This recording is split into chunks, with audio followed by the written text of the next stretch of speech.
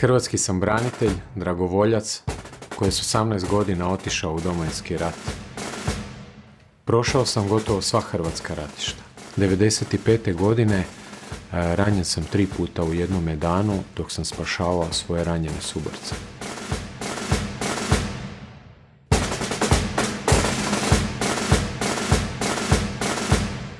Iako sam se fizički oporavio, obolio sam od PTSP-a, od posttraumatskog stresnog poremećaja. S 23 godine prisilno sam završio u mirovini i počeo sam tražiti sebe i svoje mjesto u društvu. Ali mi to baš nije polazilo za rukom, jer nije postao učinkoviti način rehabilitacije u to vrijeme i tražio sam modele kako da se oporavim zajedno sa svojim suborcima i nije nam bilo lako.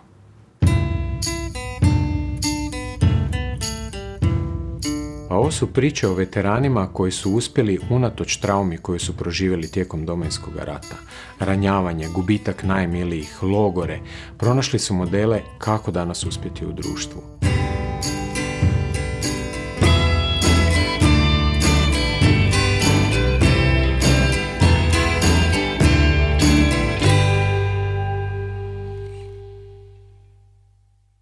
Cijev od strojnice zažarila se i zakrivila u desnu stranu.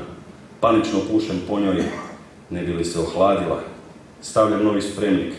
Zaglušujuća eksplozija trećeg projektila probila je zadnji pregradni zid i uletjela u moju prostoriju.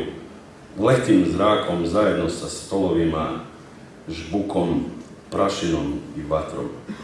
Imali smo interventnu skupinu nas 7-8 HOS-ovaca koji smo to često radili, išli smo za njima, uzimali znači oružje od njihovih mrtvih, hrane, nešto što je bilo i cigareta, to moram reći, jer evo imali smo nekoliko strastvenih pušača koji su jedva čekali da krene napad, da dođe do cigareta, jer cigareta nije bilo. On je bio na tom sajmištu i tamo su se vodile najgadnije borbe. Tamo se nije znalo ko pije, ko plaće, što bi se reklo, položaja nije bilo utvrđenih, nego je bilo od kuće do kuće.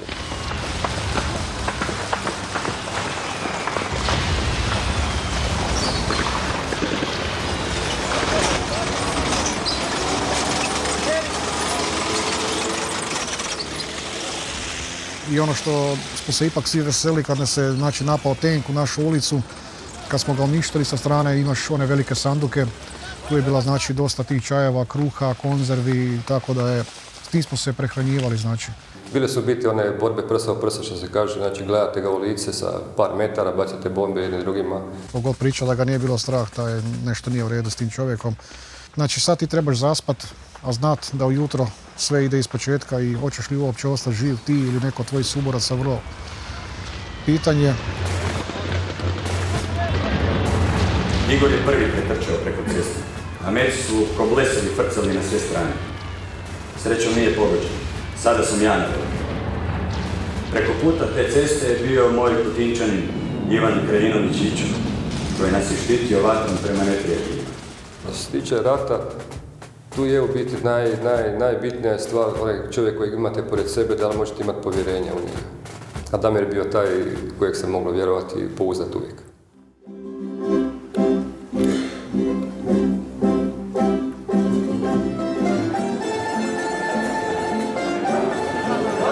Damira Markuša, legendu vukovarskog bojišta, upoznao sam na promociji njegove knjige Nema predaje, u kojoj je pisao o ratnim danima HOS-a u Vukovaru i Bogdanovcima. Poslije toga nije nam baš uspjelo razgovarati, jer gdje god smo se pojavili u Zagrebu izvan, ljudi su ga prepoznali. Htjeli su razgovarati, stisnuti ruku heroju koji se danas s istim žarom zauzima za one vrijednosti za koje se borio 1991. Ja se ne smatram herojem, mislim, evo, meni je to, nismo heroji, mi smo napravili svoj posao što je trebalo onda napraviti, heroji su oni koji više nisu danas nama.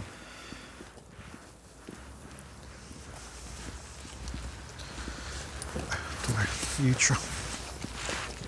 Otišli smo, pozdravili smo se, otišli je proboj i njega su iz Vukovarske bolnice odveli na Ovčaru i tamo su ih pogubili sve.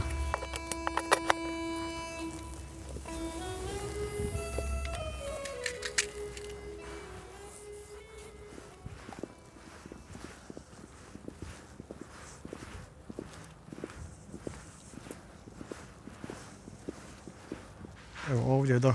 Što idemo ovdje? Da, malo ćemo prekršiti.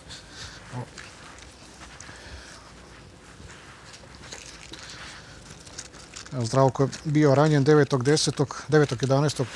Znači, od iste granate smo ranjeni. 6 nas je bilo u grupi. Ti i on. Da. 6 nas je bilo u grupi i paše pala granata među nas. Jer malo pa sam bio ranjen, 3 puta sam bio ranjen. Metak kroz nogu, 2 puta grelima po glavi, jedno ukrznuće i to se čulo među Hosovcima, Kutina opet ranjen, pa onda on kao stariji, ipak je stariji od mene skoro 10 godina bio, pa uvijek govorio daj mali, pazi šta radiš, pazi Vukovar, granate padaju, nemeš tu, eto, baš me je htjelo. I onda sjećam se, to neću nikad zaboraviti, govorio je nemoj mi poginu, kako ću ja kući bez tebe. Evo, na kraju sam ja došao kući i reći njegove obitelji, roditeljima i braći i sestrama da je Zdravko poginuo. Jel?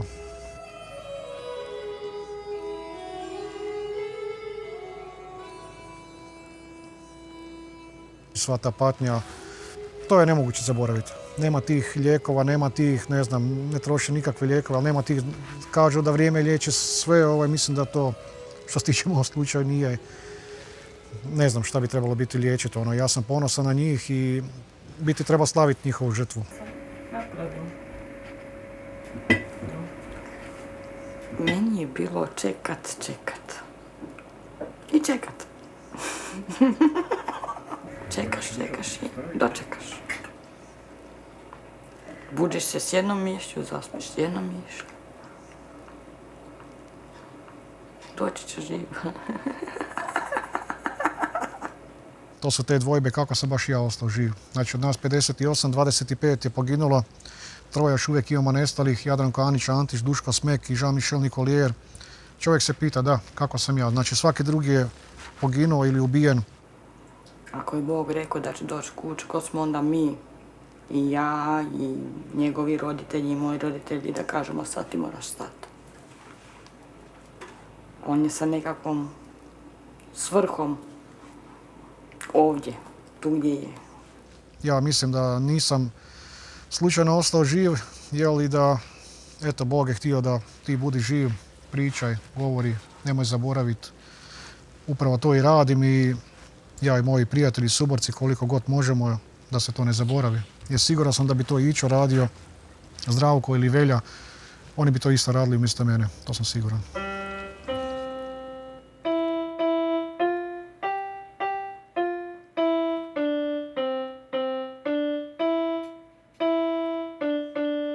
Strah me i danas, naročito me strah za budućnost naše djece, znači ne da se iseljavaju.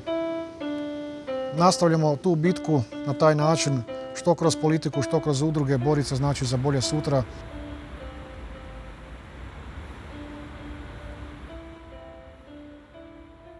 Što je bitno? Bitno je da se hrvatski branitelji uključuju znači politiku. Shvatio sam jednostavno da možeš ti biti Shaolin ninja ratnik, što se mi znamo zezat, ne znam što, ako nisi u politici, niko te ne ferma 5%, niko te neće primiti radi kurtoazije, ali nećeš ništa napraviti. I on je jedan od rijetkih koji se u biti bavi s tim, koji stalno tu braniteljsku populaciju progurava i tu istinu pokušava progurati. Znamo kako je danas situacija, odnos prema braniteljima, prema Domovinskom ratu. Tako da u biti sve je to njegov rad, njegova volja i njegova sposobnost. Nema to svaki grad, nema to svako mjesto i zahvaljujem se. Možemo hvaliti Boga što smo ostali stvarno psihički dovoljno zdravi, ja mislim da jesmo. To je rekao dobro, dovoljno zdravi, da, za normalan život dovoljno. I družimo se i nemamo problema između sebe i nemamo vremena za Osim na nogometu. Osim na nogometu, normalno, da.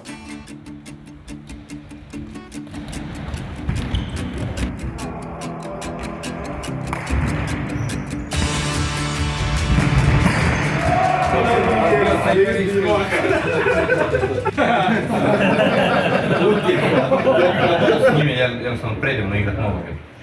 Što čovjek pogotovo zna igrat nogomet, bolje od mene i puno bolje ga igra od mene u svojim godinama sada trenutno. Da ja igram tako nogomet njegov, to je bilo fantastično. Čovjek na kojeg bi mi svi mogli na neki način se ugledati, ove mlađe generacije mogu njemu tražiti nekog idola. Da, sigurno da utječemo, to se vidi prvenstveno na navijačkim skupinama. Evo, kao što sam ja krenuo, znači sa tribine Sjevera i Dinama, znači Maksimira, tako je danas uglavnom veliku potporu, najveću potporu imamo od navijača, ne samo ja, nego moji suborci i to je meni zaista, to su srčani dečki kao što sam ja bio prije 24 godina. Mislim da za razliku od nekih ljudi koji sam poznao, koji su umrli, koji su bili u Domovinskom ratu, po njemu se stvarno ne primijeti da čovjeku da je tako nešto prošlo. Takvi ljudi kao Damir u biti nam jako puno trebaju, bez njih nema ništa. I on je taj, evo, mi smo sretni što u Kutini imamo njega.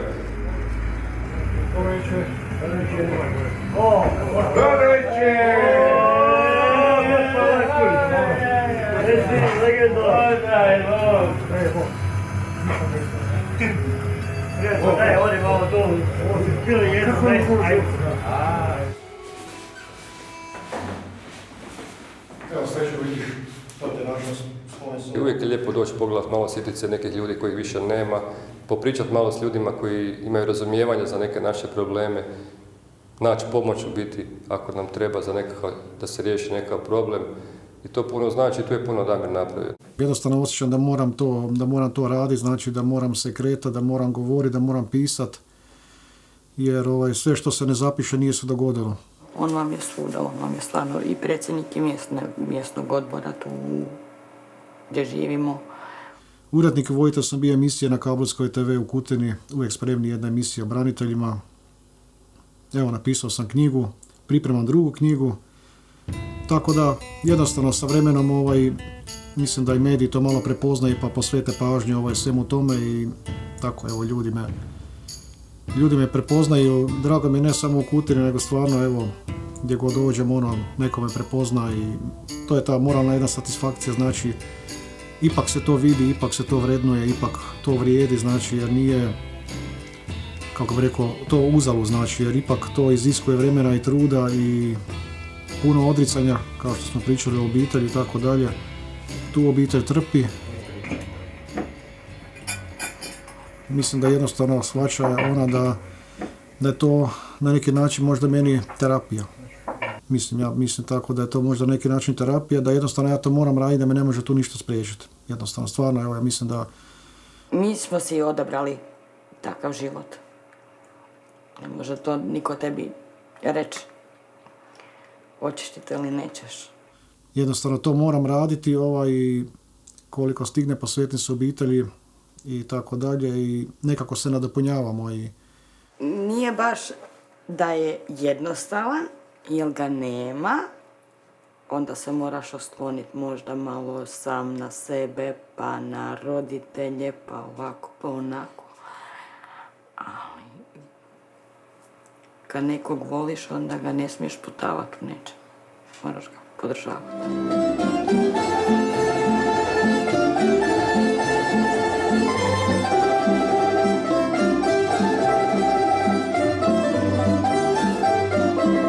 Ovaj puta bi molio sve hrvatske branitelje.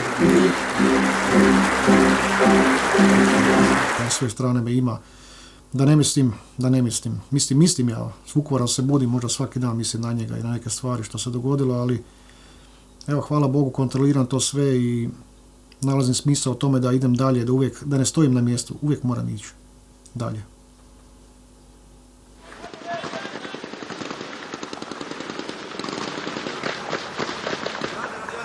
Ruki ponovo! Idemo dvojica nosima!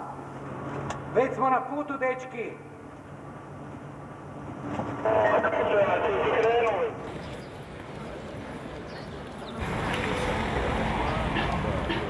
Ja nisam vidio grada Zagreba nekoliko godina i onda nisam mislio uopće da ću Zagreb vidjeti živ. Uvijek sam zamišljao ako ikad prohodam, ako uspijem doći vlastitim nogama do nekoga mjesta, to će biti Trg Bana Jelačića, centar Zagreba i želim vidjeti taj tramvaj i želim se provozati. Nakon toga sam sjeo u šesticu, tramvaj i prošao sam cijeli krug i za mene je to bio jedan veliki uspjeh. Nakon rehabilitacije osjećao sam se užasno loše kad sam se vratio nazad u društvo. Nisam bio pripremljen, niko me nije pripremio. 4 godine ratovanja, 3-4 godine liječenja i onda ponovno uhvatiti korak sa današnjim društvom. Nisam znao kakva se glazba sluša, koji filmovi se gledaju, kakva je moda, kako se uopće razgovara, riječi su se promijenile. Za mene je to bilo potpuno novo učenje, kao da sam malo dijete. I sada u vojnoj sam mirovini sa 23 godine Gledam društvo oko sebe i uopće shvaćam da ne pripadam ovdje. Kako uopće pokrenut se? Kome se obratiti?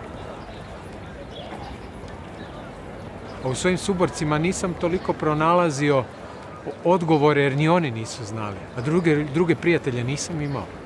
Gdje god sam došao, svatko je rekao ti si profesionalni vojnik, u vojnoj mirovini si, ti si svoju priču ispričao, odi sjedi si doma, gledaj televizor ili nešto drugo. Srećom, upoznao sam doktora Popovića iz Opće bolnice Našice, koji je u to vrijeme imao svoj projekt pod nazivom posttraumatski stres ili posttraumatski uspjeh. On me uklopio u taj svoj program kako bismo zajedno mogli pomoći ljudima koji su oboljeli od PTSP-a i onih koji općenito imaju problema sa traumom. Ako možda mogu doprinijeti oko posttraumatskog uspjeha i ono što reći da sve vojske svijeta imaju vojnike koji su do određene dobi sposobni za vojnu službu. Nakon toga završava njihova vojna karijera, ali počinju druge karijere. Ali ti ljudi nisu zamijećeni, njih nitko nije vidio, njih nitko nije doživio. I tu sam osjetio taj jedan poziv da ti nekako to signaliziram, da ti to kažem, kako je zapravo ta snaga traume zapravo pretočena u snagu uspjeha i kako oni zapravo kao osobe rastu i razvijaju se.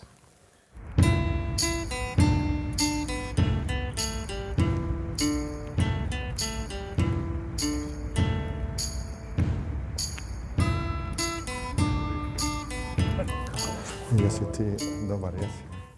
Vlado Marić, hrvatski branitelj dragovoljac, bivši pripadnik antiterorističke jedinice Lučko, koji se 5. kolovoza 90.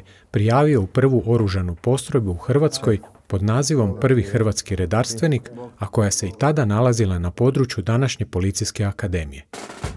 Mi smo došli 5.8.90. u Policijsku akademiju, ovo je naš prvi dom poslije obiteljskog doma. U ovom trenutku, prema mojim saznanjima, negdje oko 250 ljudi još ima prvi hrvatski redarstvenika koji su u sustavu. Sad ćemo otići do spomen obilježja na spomen taj tečaj koji se odvija ovdje i zapisane su neke važne riječi koje je tada izgovorio naš prvi predsjednik Franjo Tuđman kad je obavio smotru ovdje na tečaju.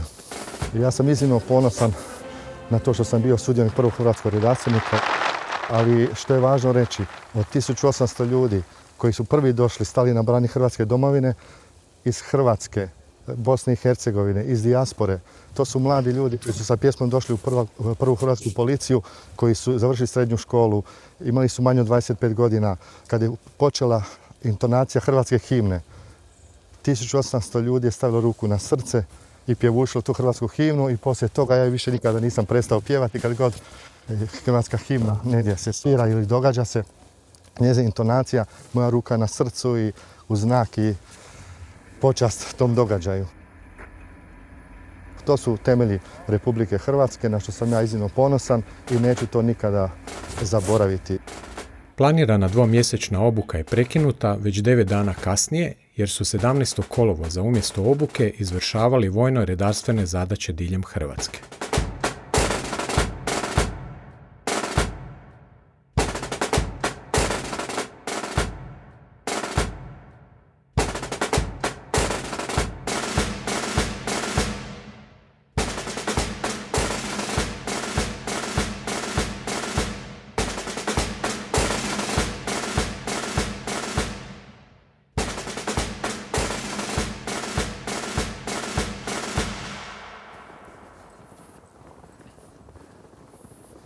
Došli smo ovdje u antiterističku jedinicu Lučko i prva akcija je bila znači 28.9. Nas ovo je naš zid ponosa. Postoje zidovi boli, plača, ali ovo je zid ponosa gdje mi koristimo ove prostorije i za udruge. Ovdje su glavne manifestacije koje mi imamo za godišnjicu, tako da sve se uglavnom događa na ovom ovdje podiju. Često tvoji suborci u šali znaju reći da si bio među zgodnijim braniteljima, da si uvijek bio dotjeran. Pa gledajte, meni je uzor uvijek bila njemačka vojska, ona utegnutost, pedantnost, preciznost, a budući da mi je otac radio u Njemačkoj, imao sam taj štih Njemaca, tako sam volio uvijek biti na nivou. A što se tiče ljepote, to je relativno. Svi su to mladi ljudi bili sportaši, zgodni i poželjni za ženski spol. Vlada je bio možda jedan od ambiciozniji. On je već tad razmišljao da će postati hrvatski časnik. Ja sam se čudio da je Vlado, ja kažem kakav hrvatski časnik, nemamo ni hrvatsku policiju, ni pravu državu, ti već misliš postati hrvatski časnik. Ali nije bio sam i kasnije se ta njegova ambicija i ostvarila. Pokazao je jednu onako izrazitu hrabrost, odlučnost.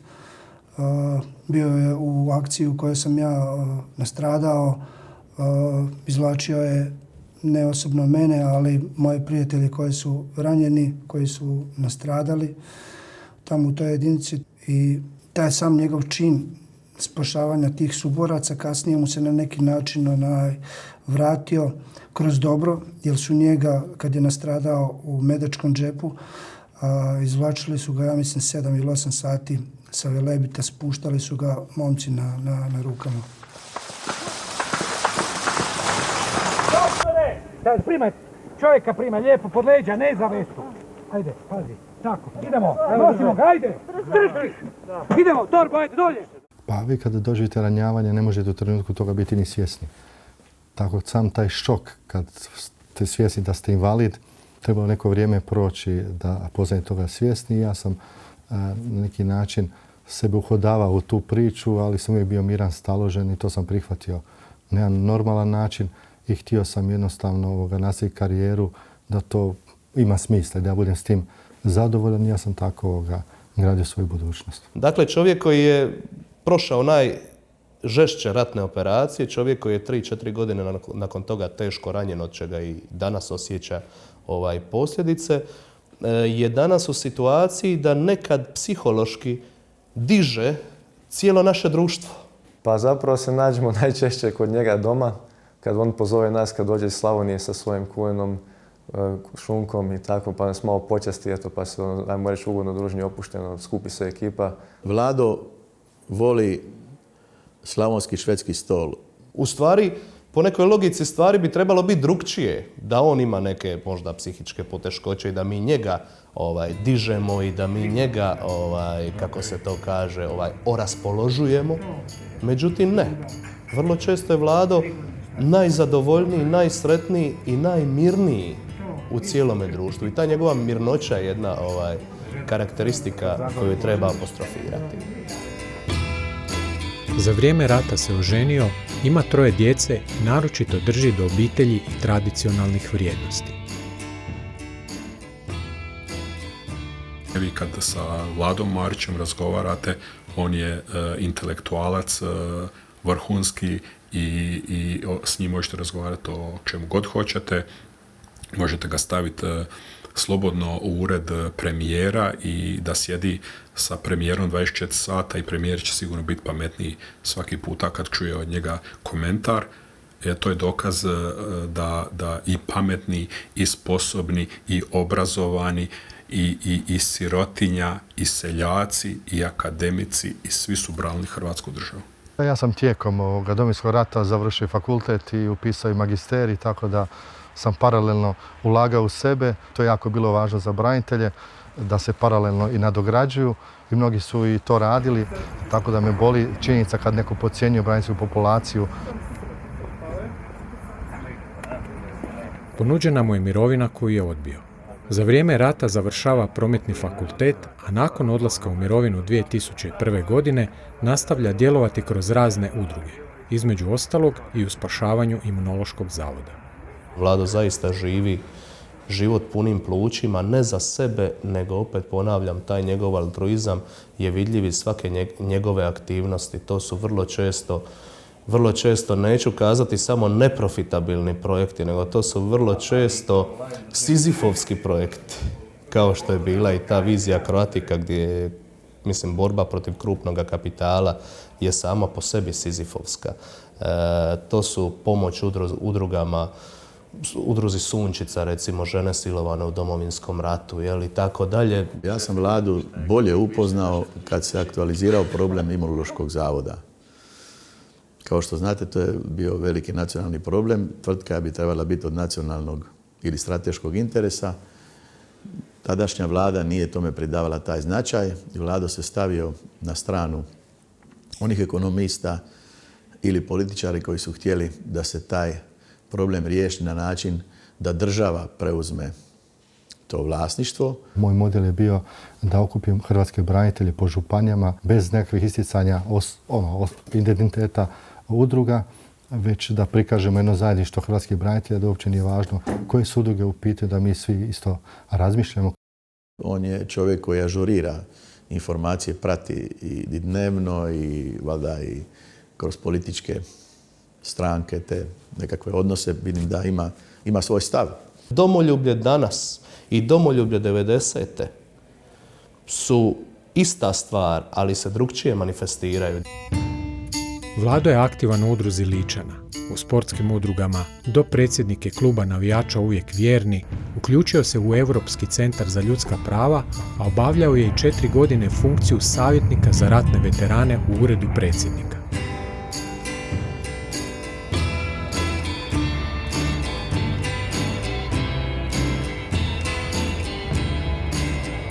Vladu sam upoznao u uredu predsjednika, znači ja sam tada bio angažiran kod predsjednika Josipovića za vjerska pitanja.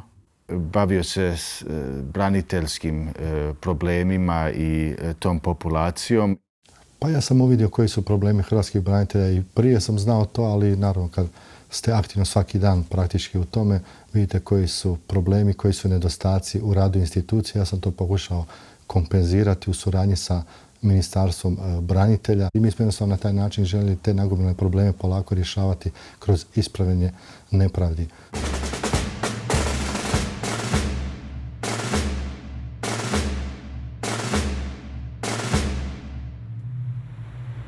Kod vlade sam vidio zapravo u konkretnoj osobi utjelovljenje tih kreposti, ta odvažnost, hrabrost.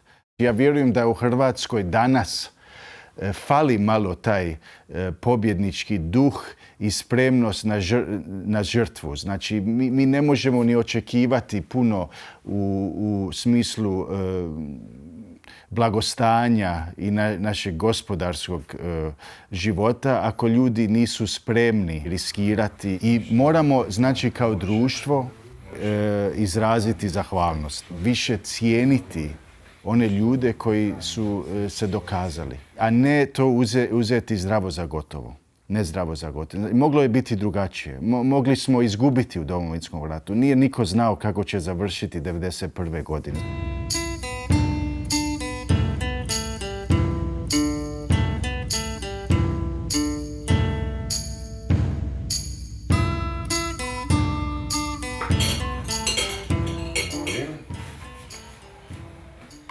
Jesi ti ručala danas? Da. Jesi? Da. Nakon što sam se vratio u društvo, pokušao se vratiti u društvo, shvatio sam da društvo ne razumije hrvatske branitelje. Nisam ih okrivljavao zbog toga, ali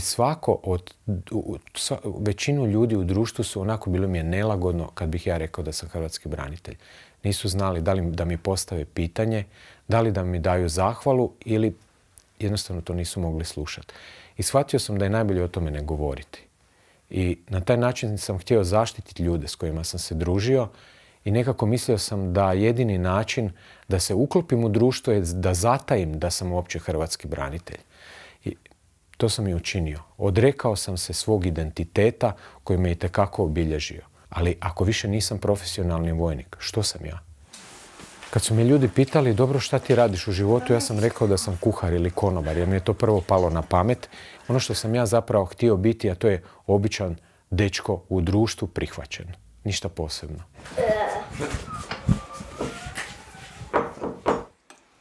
Imam te i nećeš me pobjeći. Izvoli, pa fino sad ćeš večerati. Odlučio sam da neću više kuhati, iako znam dobro kuhati, ali kad sam shvatio da bi možda ostatak života mogao provesti kao kućna kuharica, onda sam počeo raditi splačine, pa me žena istjerala iz kuhinje i rekla je, ajde, odi radi nešto drugo u životu, ovo nema smisla, ja ću preuzeti kuhanje. Je fino? Shvatio sam da sam se odrekao svog identiteta i da zapravo živim u laži. Jer to ništa nije sram, ne moram se toga sramiti.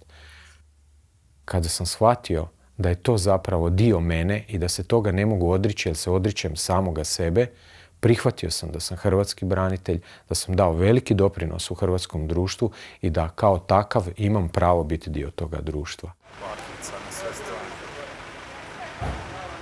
Dr. Milan Vrkljan je voditelj najvećeg endokrinološkog zavoda u državi pod nazivom Mladen Sekso.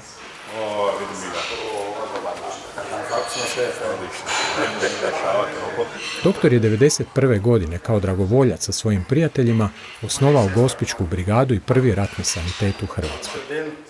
On je 1991. došao u Gospić i još je poveo dvoje sobom tehničar, medicinsku sestru i šofera jednog. Mi smo osnovali vojni sanitet u Gospiću sa profesorom Vrkljanom. Gospić je bio polusrušen grad, avioni su stalno nadlijetali, sa druge strane imali su artiljeriju, dnevno je padalo po 1000 granata na grad, mi u principu nismo imali ništa osim pješačkog naoružanja. To su bili dečki koji su došli u tenisicama, nisu oni znali voditi rat. On je najviše komunicirao s menom jer vi je najsigurniji u mene, jer ja neću ostaviti ga. Rekao, iz dana u dan, eto.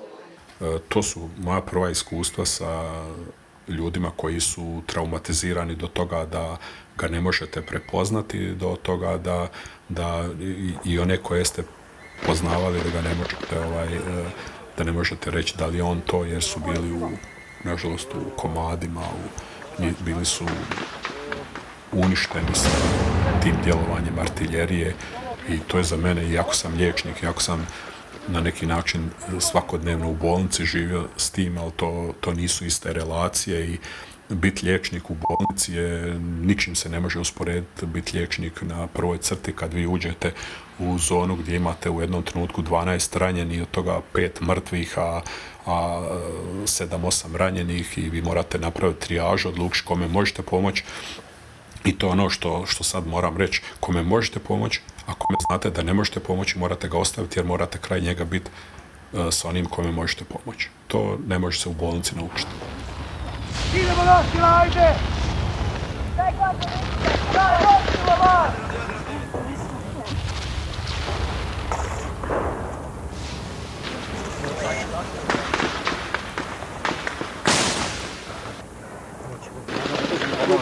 Idemo!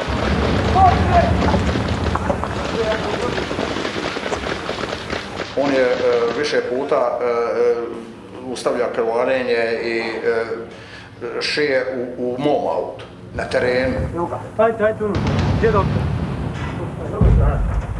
Nijedan moj vozač, liječnik, ni medicinska sestra nisu išli na nijedan položaj na koji ja nisam otišao s njima prije i odredio da je to taj položaj. Znači ja nikad nisam ljude slao u nepoznato, nisam ih slao na neko mjesto gdje ja nisam bio i gdje nisam procijenio da je najbolje mjesto za njih.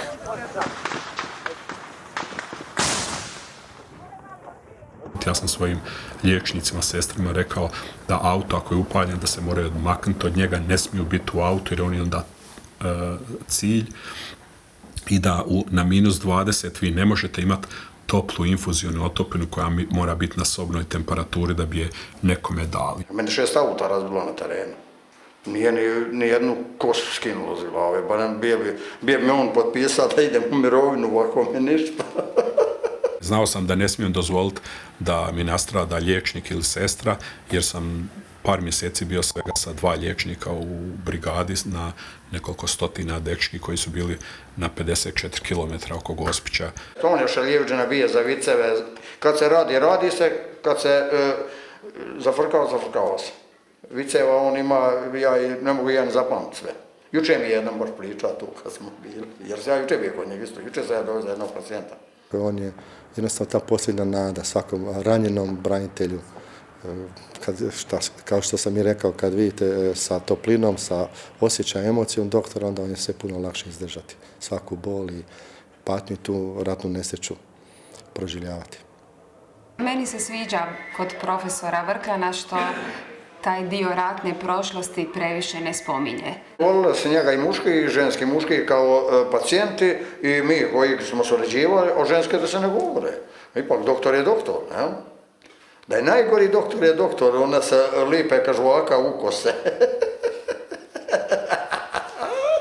Koga god pitate u gost, pitajte za njega, pitajte, svi znadu. I svi ga poštivaju i svi ga vole.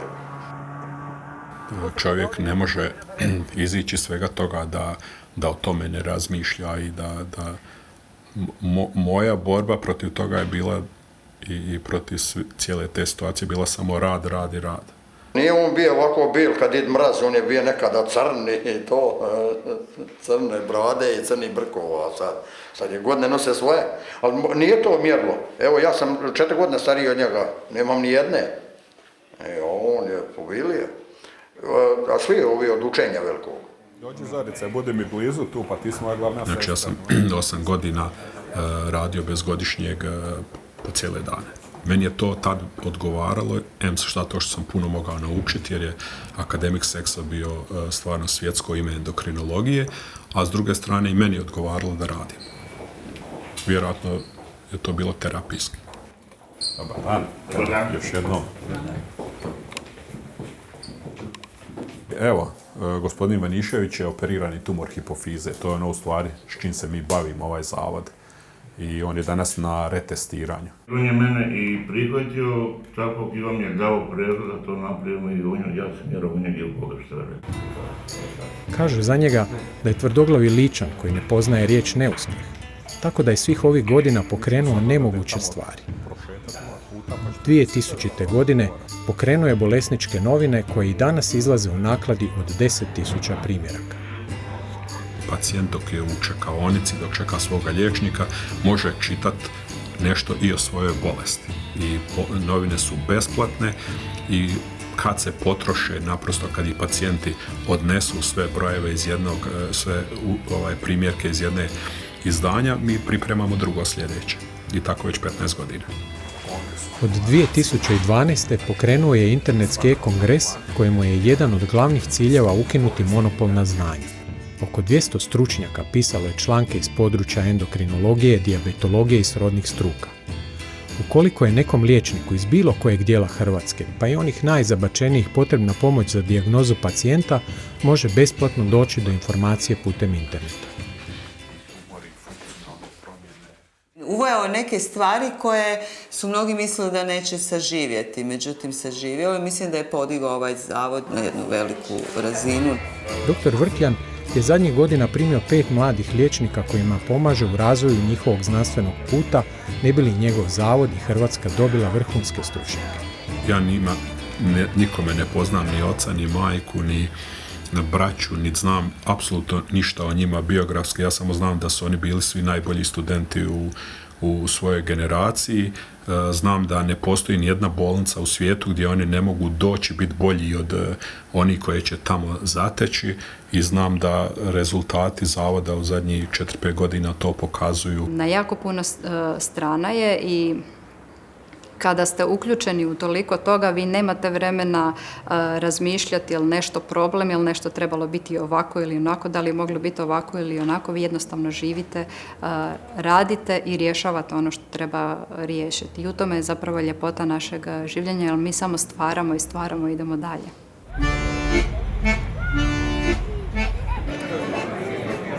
Početkom prosinca 2015. godine dr. Milan Vrkljan je u Hrvatskoj akademiji znanosti i umjetnosti održao promociju prvog broja međunarodnog znanstvenog časopisa Endocrine Oncology and Metabolism. Danas je veliki dan za moj zavod, zato što mi smo se svrstali u rijetke zavode unutar Europske unije, Hrvatska Europska unija, rijetke zavode koji imamo svoj časopis. U kome bordu, u kome radu sudjeluje preko 20 uglednih profesora od Japana do Sjedinjenih Američkih Država. I to nije bio lagan put, to nije bilo put koji sam imao razumijevanje ni u svom zavodu, ni u bolnici, ni šire. Koliko je meni poznato, 5 zavoda u svijetu uopće izdaje časopis. A zamislite sad jedna mala Hrvatska će imati svoj časopis na svjetskoj razini, gdje će moći prezentirati svoje radove s određenih područja medicine. Tako da je to sa gledišta mene kao hrvatskog branitelja velika stvar, mi smo o tome i sanjali. Nisam ni sada siguran jesam li stigao nabrojati što sve dr. Vrkljan radi u svom životu. Saznao sam da je u udruzi Ličana, urednik je časopisa Vila Velebita, hobi mu je pravljenje sira, pomaže svom rodnom kraju i svima koji mu se obrate. Imam 5 djece i sve to što radim u stvari zbog njih. Milan je čovjek koji ima vrlo jasan i nedvojben svjetonazor. U taj svjetonazor ulazi njegova obitelj i prijatelji, ulazi njegova struka i ulazi Hrvatska. Ja sam imao čast sudjelovati u Domovinskom ratu i osobno to doživljavam kao nagradu, jer mislim da je to neponovljivo iskustvo, da je to nešto što se događa možda u stotine generacija. Mnogi su ginuli za Hrvatsku, a je nikad nisu dočekali. Mnogi su pokušali nešto napraviti da se stvori država, pa nisu uspjeli. Mi smo uspjeli, napravili smo državu, ja sam dio toga, zdrav sam, hodam, radim, pokušavam od mladih liječnika napraviti novu hrvatsku inteligenciju, dižem svoju djecu i hoću da budu hrvatska inteligencija, što mi fali, ništa mi ne fali.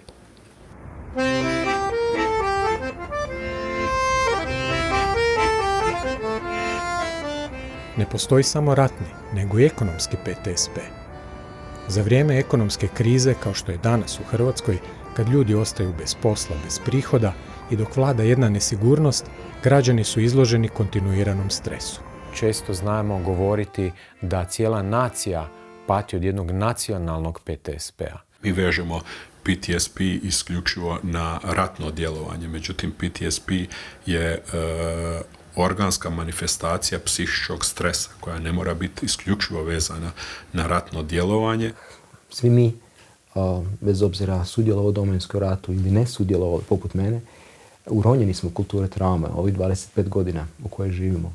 Obasuti smo i medijski, i politički, i kulturalno sa opisima traume, traumatskog iskustva. Mi od toga ne možemo pobjeći. To nije ni važno.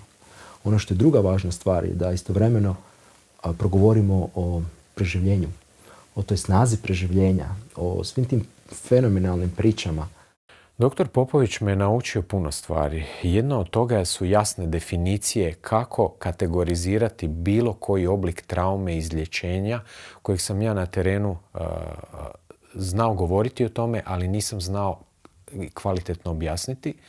On je govorio o kulturi traume, o kulturi preživljenja, o kulturi zahvale. Kultura traume se odnosi na one hrvatske branitelje koji su doživjeli neki oblik fizičke ili psihičke traume, ali nisu je zaliječili, nego su cijelo vrijeme ostali unutar žaljena što su proživjeli, nisu oprostili svojim neprijateljima, konstantno upiru prstom u druge, a zapravo na taj način sebe truju i oboljevaju još više fizički, psihički i to je jedan začarani krug iz kojeg ne znaju izaći. U kulturu preživljenja spadaju oni hrvatski branitelji u koje smatram da spadam i ja, a to je oni koji su se ostvarili kroz neki drugi oblik profesije nakon što su otišli u mirovinu ili su završili kao razvojačeni branitelji. Mi u našem govoru, u našem životu, u našem ponašanju, onda naravno i u emocijama. Važno je što naglašavamo. Ako naglašavamo prošla iskustva, toga će biti sve više. Ukoliko smo fokusirani na budućnost, na korake koje možemo učiniti, sami smo sukreatori te budućnosti. I to se meni upravo tom čini razlikom. Taj preusmjeravanje fokusa od prošlosti prema sadašnjosti, prema budućnosti, od govora o problemu prema rješenjima, od, kako si naveo, začaranog kruga prema kreativnom krugu, kako napraviti neke nove pomake, kako napraviti nekakvu novu organizaciju u svom životu. I onda imamo ovo treće što je kultura zahvale. Kultura zahvale nisu hrvatski branitelji, nego ste to vi.